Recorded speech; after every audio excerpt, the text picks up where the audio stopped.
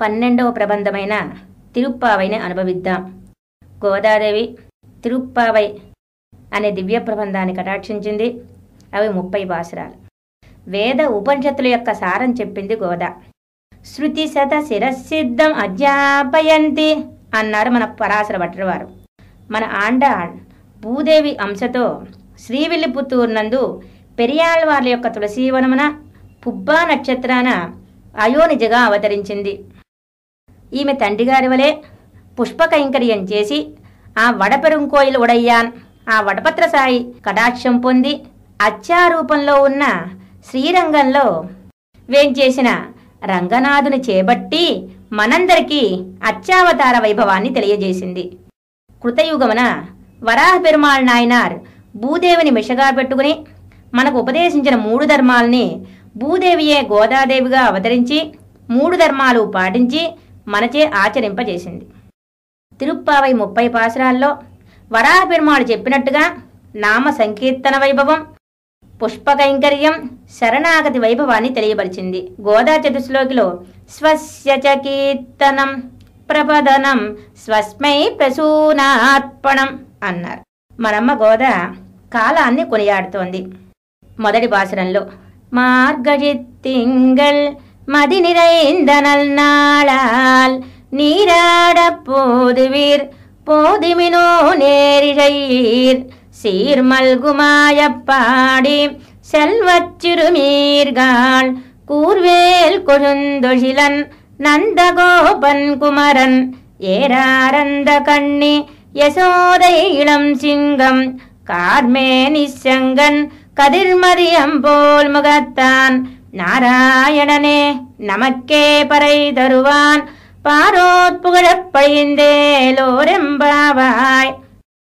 మనమ్మ గోద ఈ పాశరంలో, ఓ గోపికలారా, మనం వ్రతం చేయుటకు మార్గశీర్ష మాసం వచ్చింది.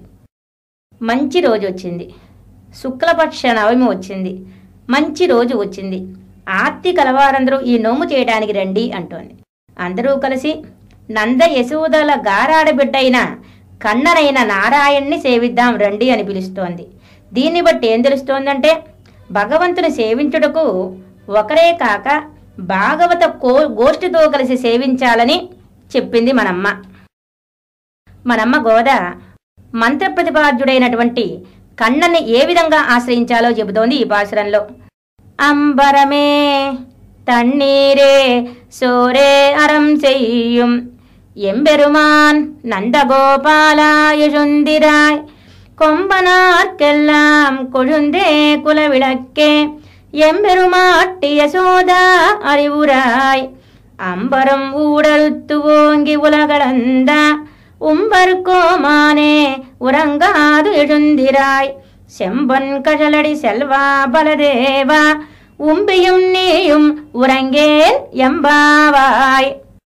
మనమ్మ గోద ఈ పాసురంలో తనతో చేరిన 5 లక్షల గోపికలకు ఏమి చెబుతోందంటే, ముందు నందగోపుడైన ఆచార్యులను ఆశ్రయించాలని, అలా ఆశ్రయిస్తే మంత్రం లభిస్తుందని, ఆ తర్వాత మంత్ర ప్రతిపాద్యుడైన స్వామి లభిస్తాడని, ఆ స్వామి ఎప్పుడూ భాగవతులతో సేవ సాయిస్తాడని అనుగ్రహించింది.